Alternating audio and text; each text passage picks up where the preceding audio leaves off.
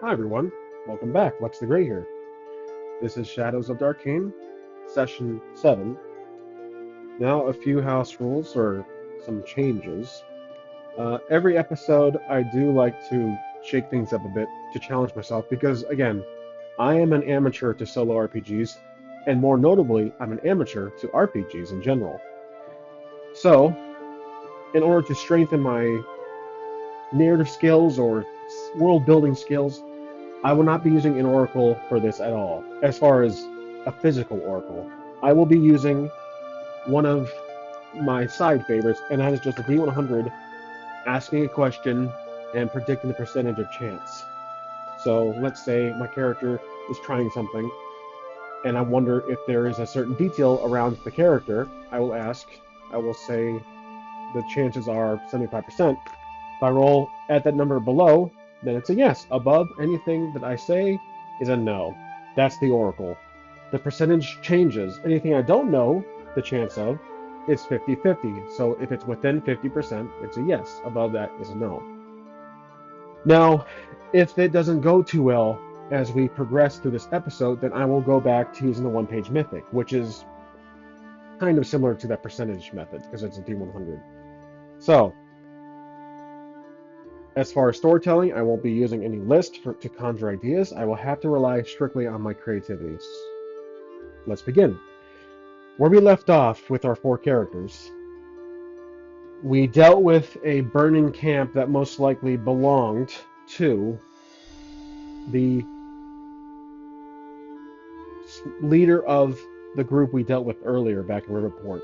His name was Lore. Lore is a supposed self-proclaimed avatar of Darkain. Obviously a expert in magic who was able to escape once again. This is like the second time, I believe, that he's escaped our grasp. So that might be a recurring. He's a Team Rocket of of this series, of this campaign. I'm going to assume he is.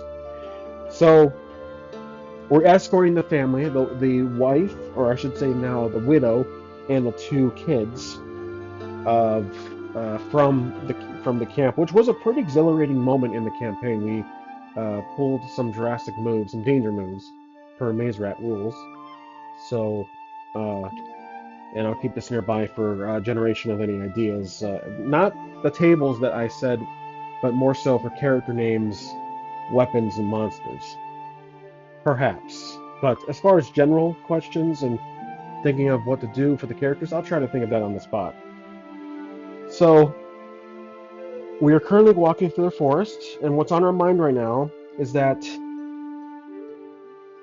Lore, Darkain up supposedly, was using the female NPC we met earlier, and her name was on the back of this paper. Catherine. She was the wife of Mortimer, who is recently deceased. So we'll keep this close by. We're currently just in this very northeastern corner of the Northwood Forest. And we have to head back to Riverport. We were hoping to travel farther south, but this discovery is vital. Something we definitely need to mention to the Lord Balthazar now. We have to get through the castle walls, whether that means breaking in. We have talked to Balthazar, mentioned that this Lore fellow is the self-proclaimed avatar of Darkain, and supposedly Darkain wants the actual physical land of Riverport. And last but not least, we have to, like I said, escort the family back to Riverport. So our characters, our team, are walking through the forest, exhausted from what just happened, what just transpired, because they just had a battle, an encounter with Darkain and his shadow minions. As they're walking, the weather seems to be calming down, and that warmth is withering away. It's turning back to the general cool air of the forest. The sounds of wilderness, birds chirping, things are fairly calm. And as they approach back to the tipped over wagon that they spotted earlier, Ellis shows Catherine where her husband's grave is, where they basically dug a grave for Mortimer, not knowing that they'll discover her later down the road or later down the path. She drops to her knees and starts weeping, starts crying. Her kids right behind her with their hands on her shoulders. She puts her hand on the grave on the ground like this, and she looks up at the cross that the team crafted and stuck into the ground. She looks up at the team and nods in appreciation for what they've done for him, knowing that he is a complete stranger, but showing such gentle respect is beyond what she would expect out of strangers. So this is some extra brownie points. This is basically some extra appreciation points for the team in general to a complete random citizen of Riverport. So I'd say that our reputation with Riverport and the street guard is growing fairly strong. So this could be some favors in the future, potentially. Now, she stands up, takes a deep breath. She says, well, was there anything that you found in the cart? And she's referring to the tipped over wagon, the cart itself. And he says, yes, there was this large sack. She says, yes, that was our belongings. We were on our way out of Riverport looking for a new home. And so one of our team members says, were you traveling down to perhaps Greenbow or a village? She says, I have family in Greenbow, my father, but that's obviously not going to pan out. We have to get back to Riverport, as if that's close. Anything travel south from here is obviously too dangerous for my children. So, and I obviously just picture a more feministic voice when I'm speaking in her point of view, but I'm not going to try that.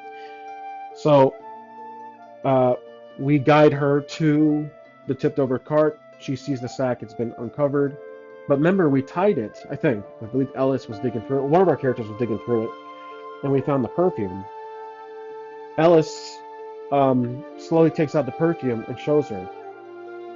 He says, I believe this belongs to you. Now, she takes it confused because we obviously looted it, but she understands that, well, she obviously I'd say this is a question for the Oracle. Is this certain perfume, which we, I think lore-wise, not lore the character, but like the setting, it has some magical qualities to it. So, does this perfume directly belong to her? It could have been her husband's. Maybe he was found it himself, but I'm going to say it's 75% chance that this belongs to her. 70, it does, but though it belonged to her mother, or her father, it belonged to her parents in general. It was passed down to her. She says, oh, thank you. This must have fallen out of the sack. Then I'm going to say that Ellis is just kind of a white lie. He's just basically nodding his head. He's like, yes, I found it in the cart, amongst other things. I put it all back in the sack. But we weren't going to take the sack, as that would have been very disrespectful, knowing of the tragic death of your husband. And she agrees. So she puts the perfume. Now I have to remove the perfume from the inventory list of Ellis. And I'm probably going to note that too. So perfume is back with Catherine. Kath. So he does ask Catherine. I might say Kath, just as a kind of a small little joke to anybody who's seen Cool as Ice, Vanilla Ice's movie from the 90s. Cat, or I think it was Catherine. Anyways, we'll stick with Catherine. But anyways, Kath, he asks her, now, that perfume, it gave off a really strange magical feeling. Was there anything unique about it? She looks at the sack she's holding. She opens it up and pulls the perfume back out. Remember, it has that strange little glow inside. She says, I'm not too sure. I don't know much about it. I've never used it. This was passed down by my parents. And while Alice is talking, the others are getting impatient and says, we probably should go, my friends. It's gonna, if we ran into Darkain Colt as before, I have a feeling they're gonna come back and strike while we're vulnerable. So Ellis agrees, and Catherine understands. The two kids are looking at each other in confusion. What's going on? So she takes the sack, and Alice offers, "Do you want the cart to go with you?" She looks at the cart, and 50-50 chance she wants to take it. She does, and she was very She was very hesitant. We offer her help to take the cart, so we will grab the cart and we'll push it back to Riverport. So we leave the forest. We're now back on the main road, back to Riverport. The team is kind of frustrated because we were hoping to leave and travel south, gonna leave Riverport, but once again, for the third or fourth time, we're on our way back to the castle. The story keeps taking us, or I should say that the setting keeps taking us back to the castle, so that we really got to get in there.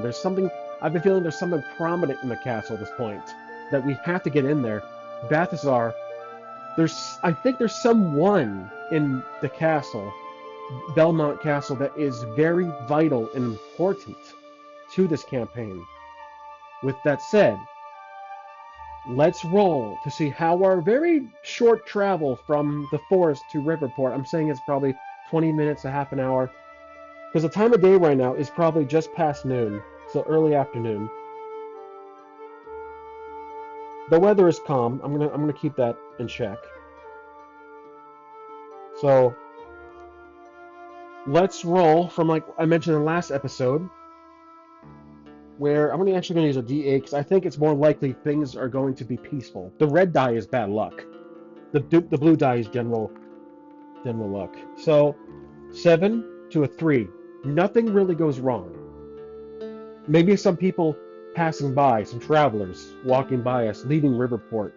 I have an idea. The merchants we spoke of earlier, they're walking by, looking at us, recognizing us.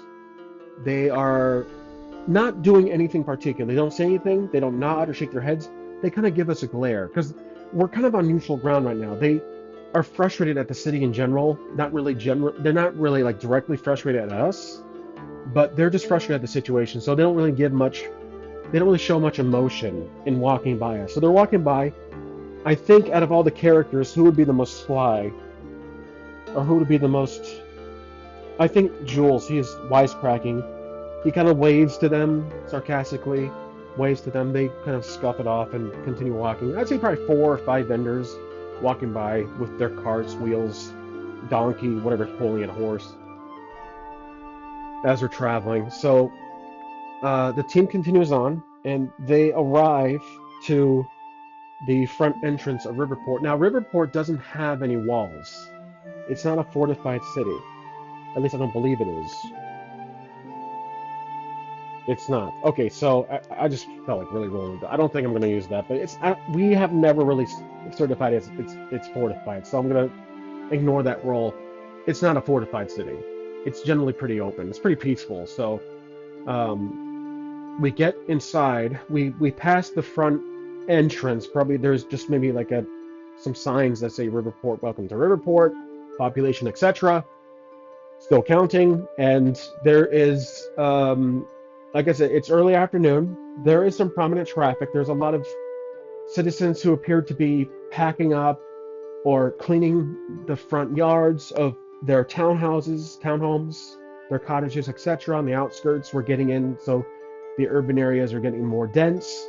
We're passing by more merchants who are questionably walking around, leaving or not leaving at all. We pass by a lot of locals. Then we start to see some, let me update our location.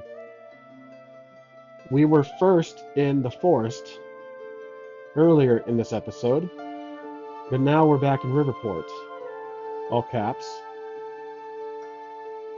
And as we are walking, we come across a few of the city guards. Now, these city guards, are they going to be Royal Guards or the general city ground guards? 50-50 chance. I have this inkling that the Royal Guards for some reason, are looking for us. I don't know why. Just have that strange feeling. So 50-50. Is it the Royal Guard? Ooh, it's not. It is the City Guard, 85%. So they are not looking for us. If it was pretty close, I'd say maybe the City Guard were looking for us, but it's a very strong no. Or it's a very weak no. Now, the guards see us, and they nod. So, again, they have our respect. We nod back. I want to talk to the guards. So there's three of them. They're city guards. Like I said, they're not anyone special. We speak to them. Now, is the captain... I'm going to say the captain's not with them. He generally hangs around in the center square, which, again, is a pretty prominent location. We walk up to him and ask, "Excuse me, guards, have you seen the captain anywhere? Do you know where he is?" And they look to each other. They said, "The captain? Haven't you heard?" And we said, "No, we literally just got back from the North Force. We had a run-in once again with that the cult that we dealt with earlier." And the guard's like, "Really? Then we probably should get to the castle soon. Something happened." So we're all very concerned now, and we're like, "Well, what happened?" And they said, "The city guard, or the captain, he went AWOL. He's currently in the capital. He's currently in the castle. There's something going on. You probably should get there." And then we, well, here's the thing. I'm trying to pitch the idea that that the city guard, they're here, not looking to, eager, or they're not in a rush to get back to help. So I think that that kind of thread doesn't work too well. So here's what we're gonna do. We're talking to the city guard, and they say something happened to the captain. And okay, here it is. So, nothing bad, nothing like dangerous. We ask, is he hurt? What's wrong? He didn't go AWOL. I'm gonna take the comment back. He didn't go AWOL. He quit. That's what it is. He says, "Didn't you guys hear? The captain quit. He gave the sword and armor up to the commander." And we're like, "Oh, crap. Do you know where he is?" And they say, "Well, most likely he's back home." So I'm going to say Captain Waverly quit. We asked the guard, did he quit on certain conditions? What was the reasoning for it? And that's where they say, well, he got in an argument with the commander about UFO, actually. He was trying to grant you permission to enter and speak to Lord Balthazar, but the commander wouldn't have it. He kicked him out of the guard. And we're kind of sympathizing with the captain, because he tried to talk us up. He tried to really speak highly of us to the commander, but obviously the commander is a real unintentional antagonist here of our goal to get into the castle. So we asked where, let's see, so essentially Captain Waverly was fired, got into an argument with the commander. So we asked the guard, where does the captain live? Where do you think he would be right now? And they said, at home. He's probably drinking away he's probably drinking away. So we asked the guard, do you know where he lives? Do you know where his home is? And they said, yes, he lives just north of the market. So we're going to walk. We thank the guards, and we're going to walk through the center market. Now the center market, let's roll if anything happens, just in general. That's going to be well, obviously 6 is higher than 4, but it's a 3. Things are looking a little busier in the market than before, a little tenser. There is a lot of fruit vendors and more food, I'd say, more food vendors than weapons and armor and spells and books, stuff like that, potions, but actual like everyday items. So the market seems to be shifting in content. So we passed by, and I'm going to assume the guards gave us proper exact directions where he lives. He lives probably in a duplex or something like that. So we passed by the central market without really any problem, and we arrived to a path specific to what the guard said. We entered this path, and we're walking through it. the path gets tighter, and it's basically apartments. If you think modernly, they're basically two-story homes. They're very tight, very small. The captain didn't exactly live on a gracious salary. So we get to the door where they told us. We knock on the door. Does he answer? Let's see. I'm gonna say 65% chance. 27. He does answer the door. He open. Let's update our location here. So we're now at the captain's house. Like I said, I don't want to jot too much down. I want to use the recording itself as notes and just kind of make some quick notes here during the episode if I have to refer to something. But that's generally what this legal pad is for. So the guard opens the door and he looks terrible. Like whether he was crying or his eyes are bloodshot red, looks absolutely dreadful. He's in street clothes. He's in common wears. So he opens the door slowly. He cracks it open a bit just to see who it is. Then he sees us and he goes, "Oh, you four!" And he opens the door fully. Again, he looks like he's in his pajamas basically. He's in his not generally streetwear but at home clothing. And we're kind of surprised. Ellis is at the door. He says, "Captain Waverly, you look rough." And the captain looks at himself. He says, "Yes, I'm off today. You see, I." And then he's mumbling, he's trying to think what to say, and Ellis says, "Listen, Captain, it's quite all right. We ran into one of your previous colleagues, your men. They told us what happened. Can we speak to you?" And he's like, "Shoot, okay, yes, please come in." So he lets us in. We're inside. His house is, again, it's a two-story house, probably. There's a living room in the front. There's a kitchen in the kind of back corner. There's a closet or page, general appliance or a closet, a pantry, and there's a stairwell that kind of goes upstairs to his bedroom and his nook. So he is telling us to sit down. Maybe he has a couple of chairs. There's a dining table. He says, "Please, please have a seat. Are any of you famished or hungry?" Oh, I forgot. I totally forgot. We have oh shoot, completely forgot. We have the family. So I forgot. I'm sorry, guys. Uh, he's about to let us in, but the wife and the two kids they look at us. "Excuse me. Do we have to be here?" So I'm kind of knocking myself on the head for this one. And Ellis is like, "Oh yes, quite. I'm so sorry. Yes, go do what you have to do. We're fine here. You're good to go. Please take care. Take care of yourself." And though Catherine and her kids are like, "Thank you very much for everything. You have no idea what this means to us. We hope to see you again soon." And they leave. So I completely forgot about that. Catherine and the kids leave. Okay, so good. So she kind of tagged along just to feel safe with us, but we obviously that's a point where we have to close. We have to close off that thread. So for now. Now, the captain sees her walk away and he says, "What was that?" And we're sitting down, kind of all around the dining table. He's probably holding a mug of ale, and he's standing around, like he's standing at the head of the table. We're like, "Captain," Ella says, "Captain, do you wish to sit down?" And, "No, no, no, please tell me what happened. Looks like you four have been through quite another battle of sorts." So we indulge everything. We indulge him with everything that happened, that transpired. We dealt with once again Lore. We tell him the name that he is the self-proclaimed avatar of Darkain. His eyes widen, um, and that we found her captive in a camp that just got magically burnt with a trap. We found the dead fisherman, Mortimer, and I'm going to think that maybe he knew about Mortimer because he was the captain. So the captain generally knows a lot of the people of the city.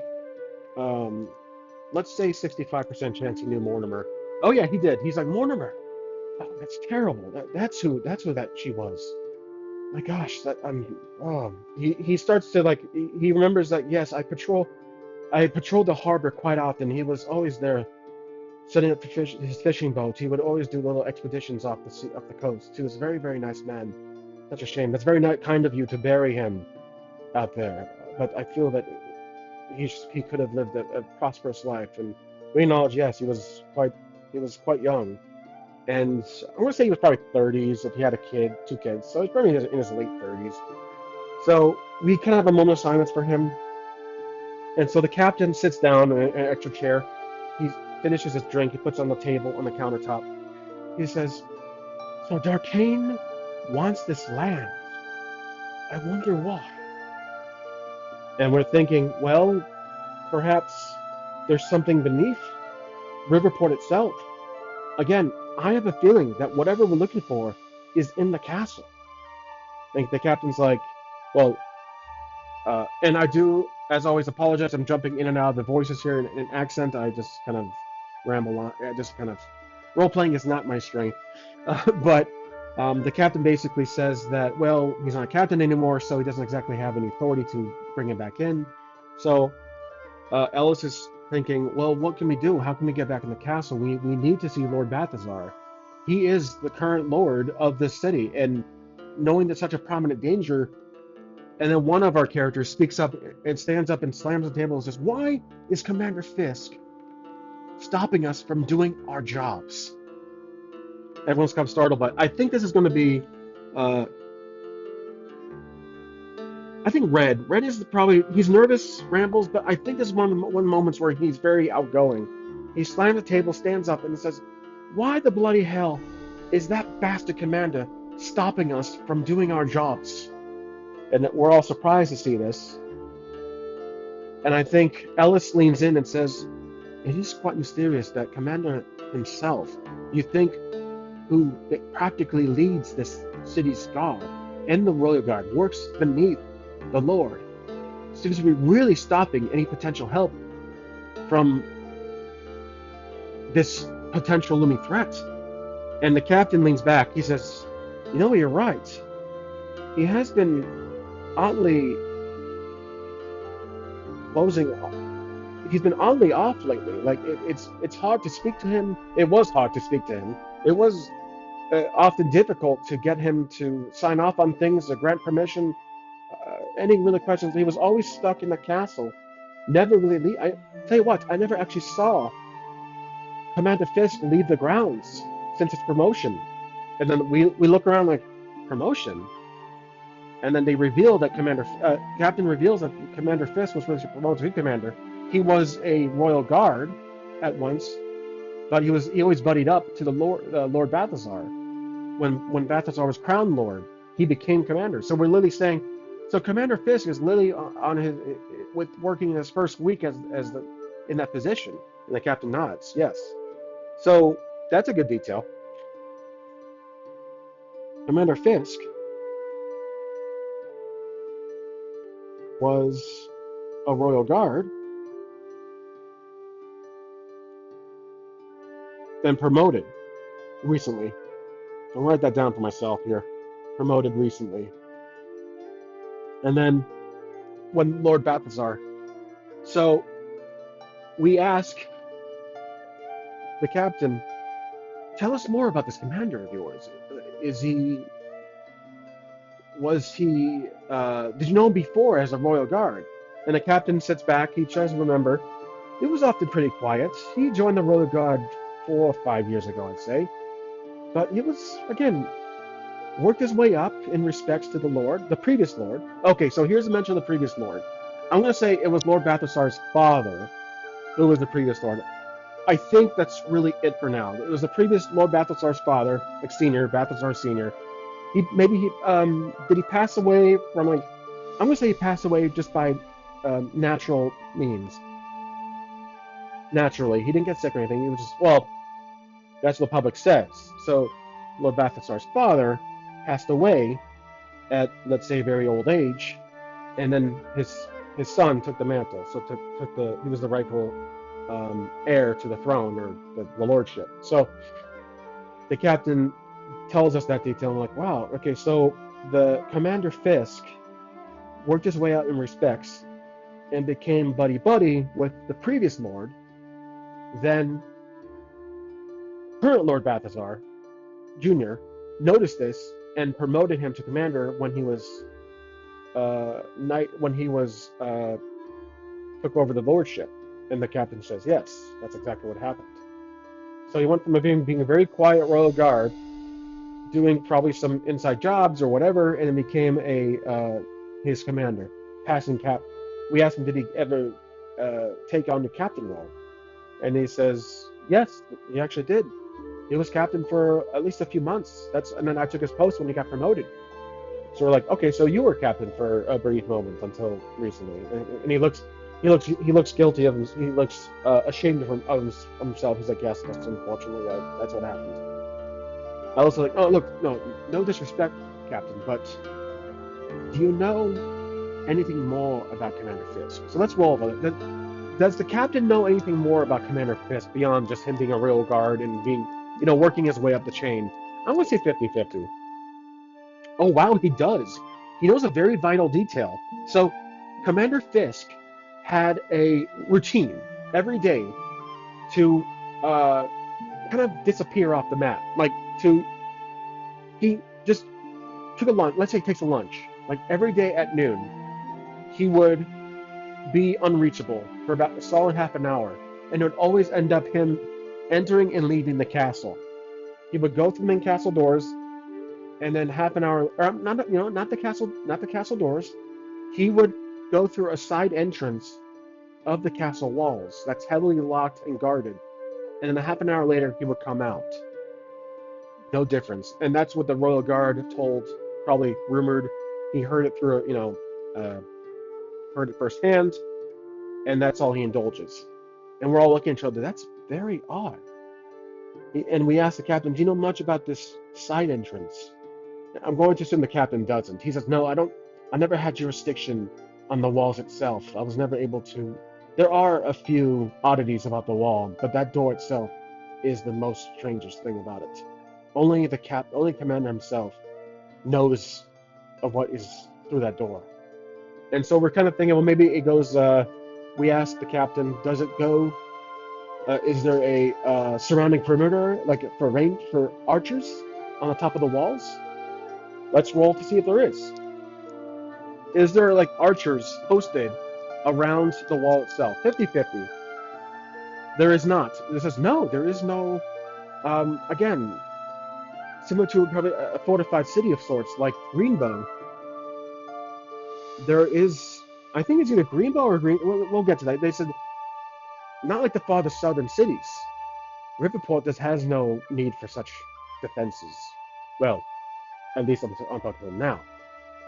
So the walls themselves of the castle, Belmont Castle, don't have any postings for rangers, any towers. It's just a very tall wall. So this mystery door, obviously is very unique and could mean something for our team. Okay, so sorry, I have to take a quick little water break. All right, so also let me improve my camera here for you guys. I know it's a little dark. Just a little bump in the ISO.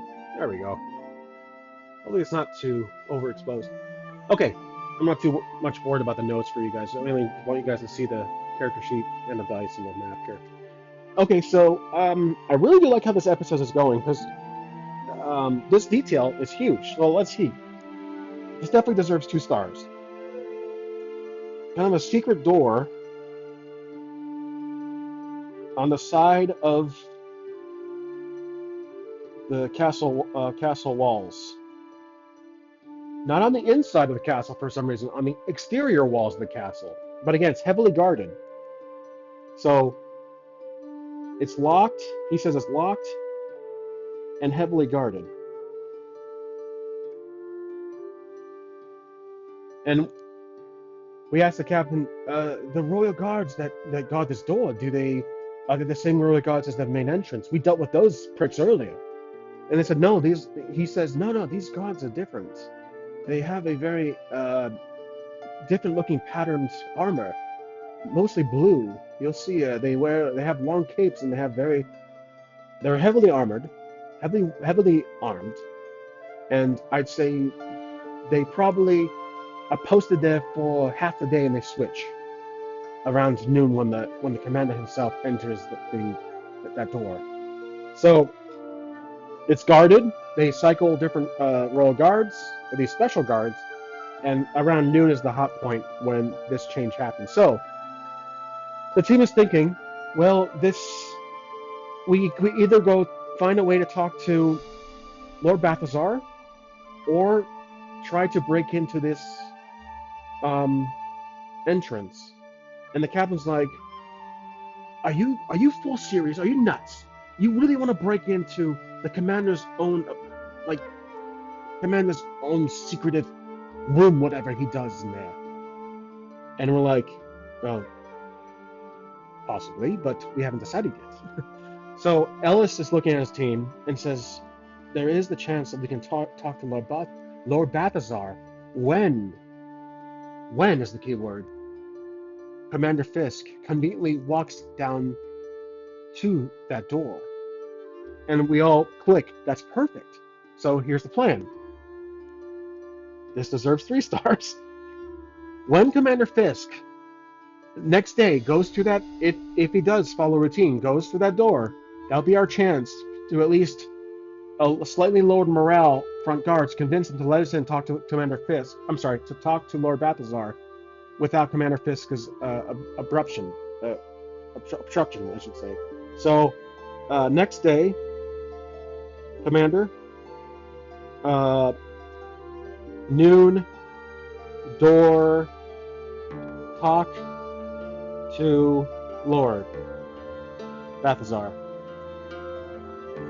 So that's our opportunity to go talk to Lord Balthazar. That's the next day. It's currently early mid-afternoon, as we've been discussing. So we thank the captain for his time. We thank him for the drinks and maybe some snacks or food on the counter. We ask him, "Are you going to be all right?" He says, "Yes, yes. I'll just probably go become, I don't know, a merchant myself. I sell. Maybe he has a hobby. He can sell clothing. Maybe he knits or something like that." He says, "I have a hobby. I'll be fine." He said, "Thank you again. Come see me again sometime." And we nod, of course. We all stand up and we leave his house. He closes the door. So now we're outside in Riverport.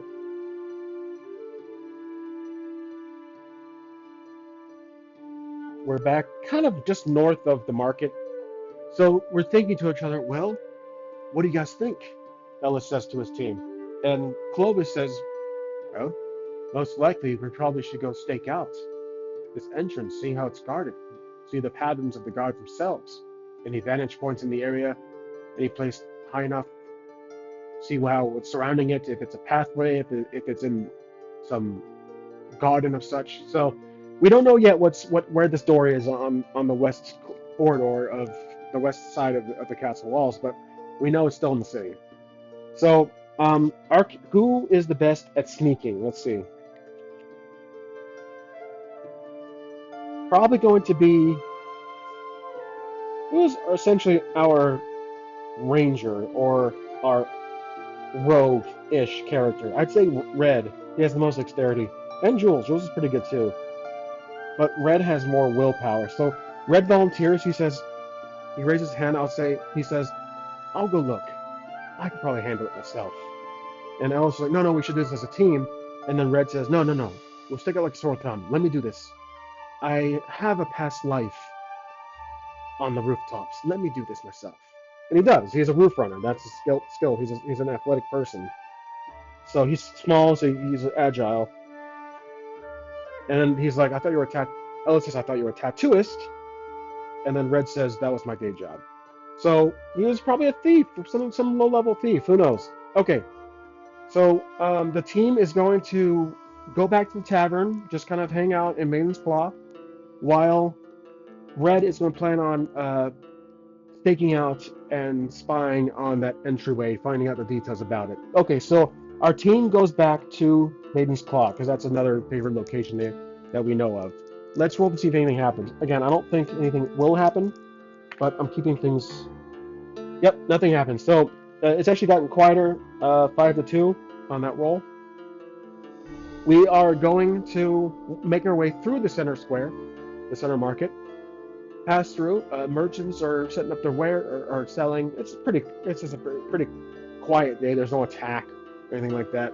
And as we get to Maiden's Claw, let's roll to see if the door is open. I'd say 85% chance. Okay, so the doors are not open for some reason. The tavern is closed, 88. For some reason, the entrance is closed. This is interesting. I shouldn't roll for everything, and I understand that's actually a thought of one of my viewers, and I appreciate that. But this is actually really interesting. It's intriguing. The tavern is closed. Let's say we're outside Maiden's Claw, and we like we're Ellis is about to open the door, thinking it's open. It's only mid-afternoon. When we pulls it, it's locked. He's like, "Bloody hell!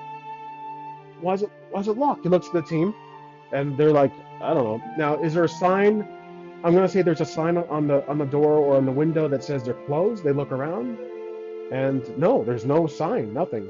They look inside through probably there's a window or an opening, and there's nothing. There's no lights, or well, there's no lighting, candles. Nothing is on. It looks pitch black, and so they're wondering what happened exactly.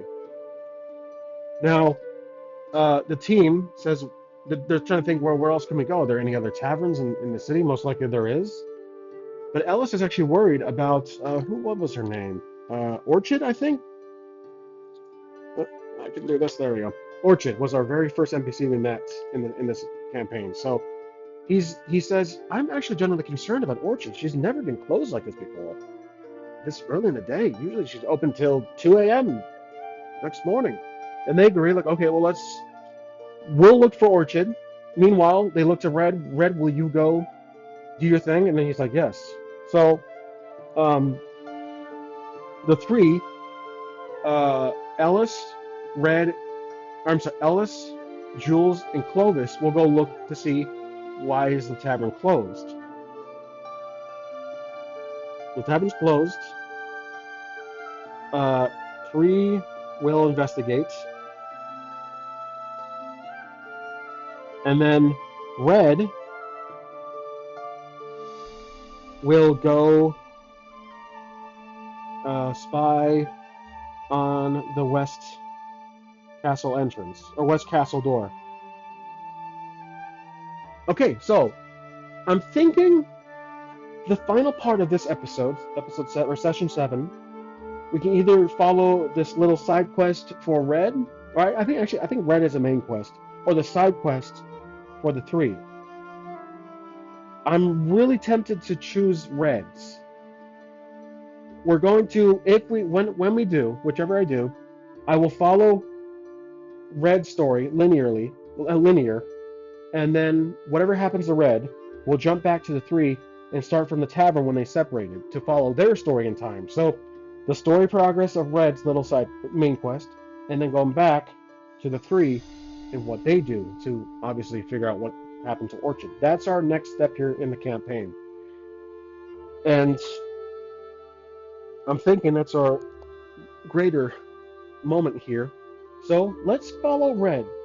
Okay, so the 3 leave. They walk around the tavern. Red gets himself ready. Then he's going to walk back to the castle carefully. He's going to see if there's a side path that kind of circles around the castle. Let's figure out if there is a side path. I'm going to say, is there a main path first, going just south around the castle? 75% chance. And there they go. 34, there is. Okay, so there's a general path for pedestrians, for the public to walk. It's a cobblestone path. He's walking with his arms behind his back, just kind of acting like a normal citizen, thinking to himself. He's walking. Well, his eyes are going to look to the right as the castle rounds the corner of the, let's draw it out. So, session 7 continued. Actually, I'm sorry, session 6.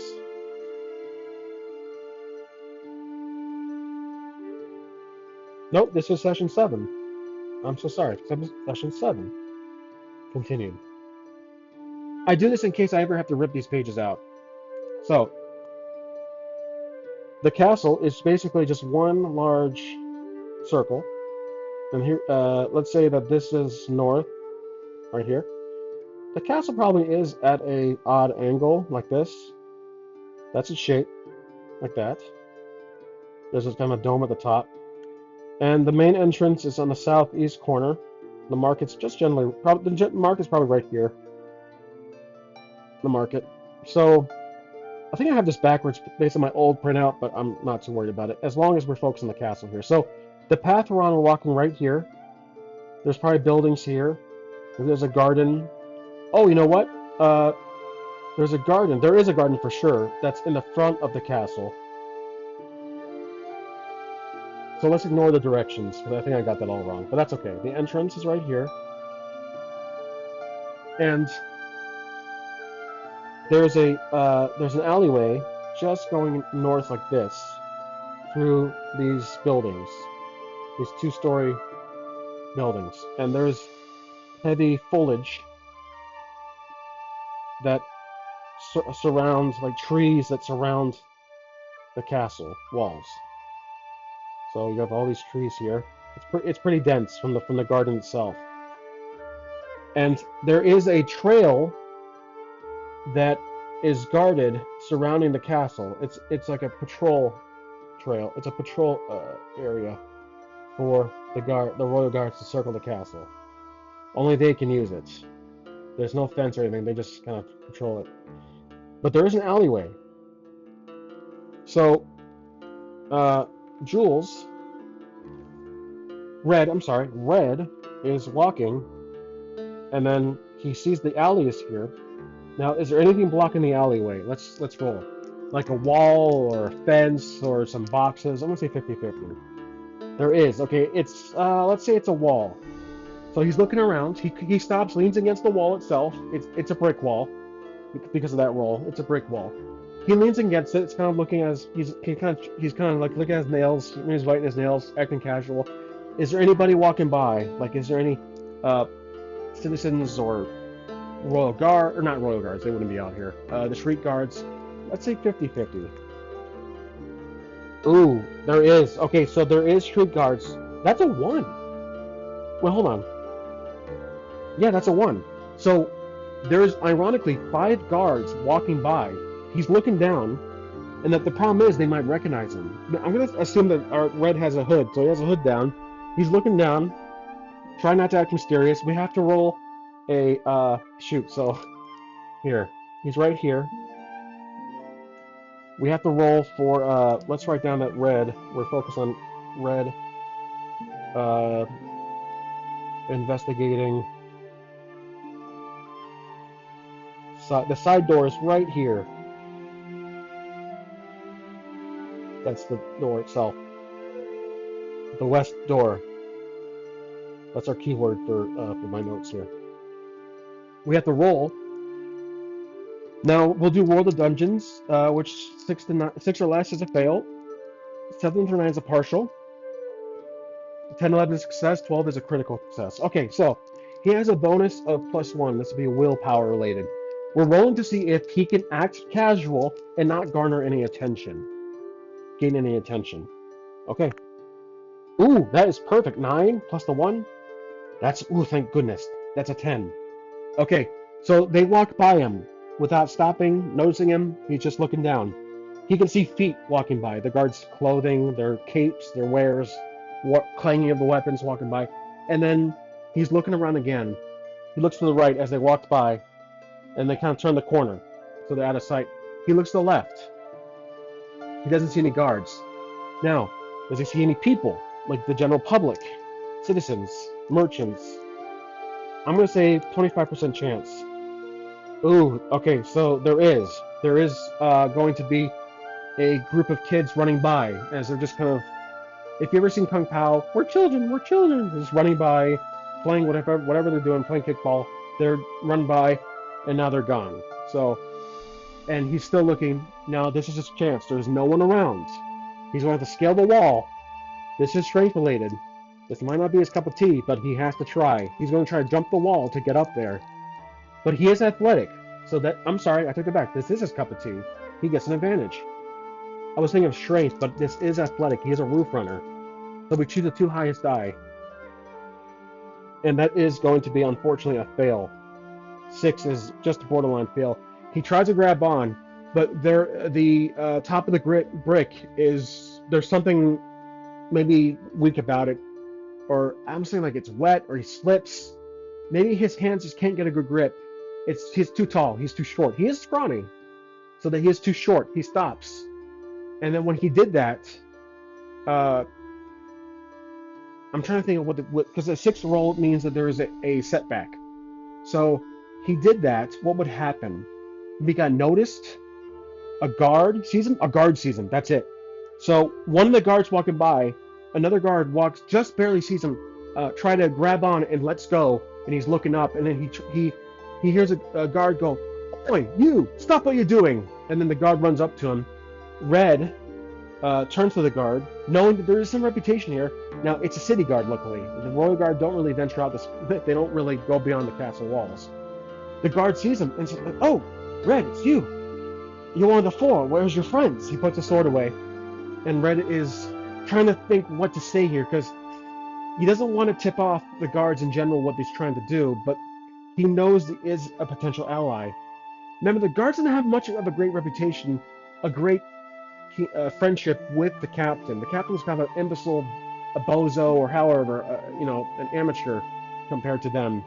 The guards themselves and overall are not really that typically received too well in the public. So he's trying to find the middle ground, what to say here to this guard. He says, "I'm actually just helping a friend.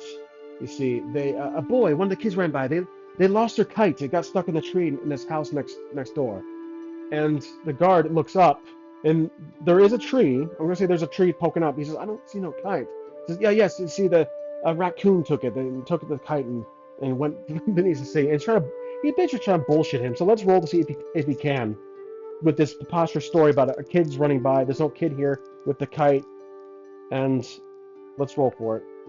That's a fail. Yeah, this is not not turning out so well. So again, I don't think our guy, he's nervous, rambles on. This is perfect for him. I'm thinking that this is dumb on my part. Like I should say, oh, maybe he lost his straight. Maybe he lost his red-headed cat, and he lost a cat. But he's going on about this. He's trying to lie. He's not so great at lying. He's nervous. He rambles. He's like, oh, the kids ran by. They lost their kite. I'm trying to get it for them, and it's up there in the tree. And the guard's like, I don't see a tree. I don't see a kite in that tree. And then Jules or Red will say, I see the raccoon. There was a raccoon on the wall. And the guard says, look, Red, what is going on here?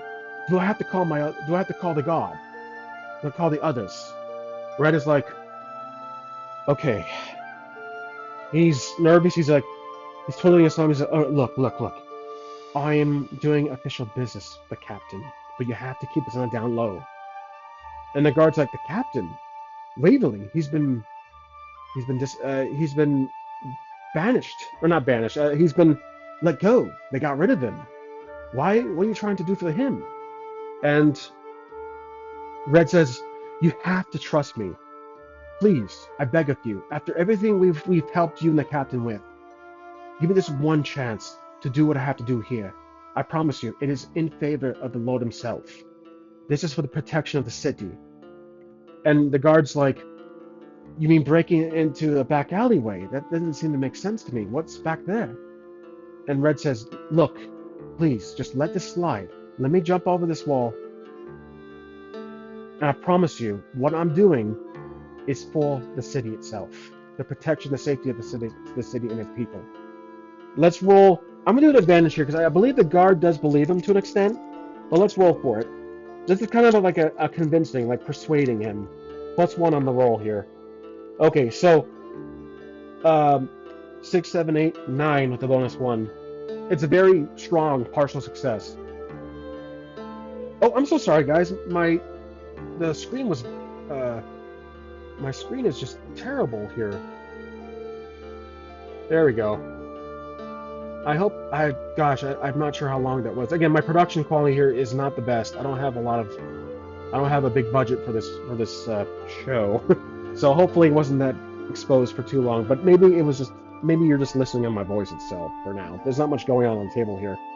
But in any event, we have to think of a small, tiny setback for Red, because the guard does let him. The guard nods. He says, "Okay, fine." He kind of covers his sword up and he looks at him and says, "But I got to think of one setback for Red's little climbing venture here. Gosh, what would be a good setback? Because I'm thinking gives him a time limit. He trusts him, but gives him a time limit. That's what I'm thinking. He says, "Fine, but I give you 5 minutes to do what you'd have to do. If anything more, if I don't see you back here, I'm gonna have to get the new captain." And he's thinking, "Oh shoot, okay, 5 minutes. 5 minutes it is." He does this. So, and he's like, "Do you mind giving me a boost?" to the guard. The guard's looking around. He's like, "Fine," because again he's short. So, uh, guard, 5 minute warning to climb the wall, climb over. So the guard does this, and he boosts up Red. Red jumps over, and then Red is now climbing over the wall. He's looking down. It's a bleak, dark alleyway. There's boxes. There's trees growing over. There's a yard. It's like kind of a mix between someone's backyard and an alleyway. There's rodents running around. It's pretty bad. It's disregarded. So he jumps over, and then he jumps on a box. There's a crate kind of conveniently there. I wonder who put that there. And then he's just kind of kneeling there, looking in the alleyway. And that's where I'm going to leave off. So, Red in alleyway. And that's right about here. That's our star right there. He's right there for now. The guard's waiting. Waits for Red. Okay, there we go. So that's, I believe that's a good point to stop for this episode. Pretty funny little ending there, but wow. I hope you guys enjoyed. I always like to give a little recap of like my own little thoughts on it. I love this episode. No fighting. It was all story, or it was all narrative. Just world building. We talked to the captain. We 2 quests branched out. This is my first time for this campaign. I'm going to handle 2 parallel quests where our characters split up, and remember, I control all 4 characters. So now we are following Red's little adventure here, where he's going to try to figure out the routine and the appearance, the visual of the west door entrance, apparently. So that's it for this episode, guys. I hope you enjoyed. I certainly did. I really liked it, and I hope you guys did too. So I'll see you guys next time. Thanks for watching.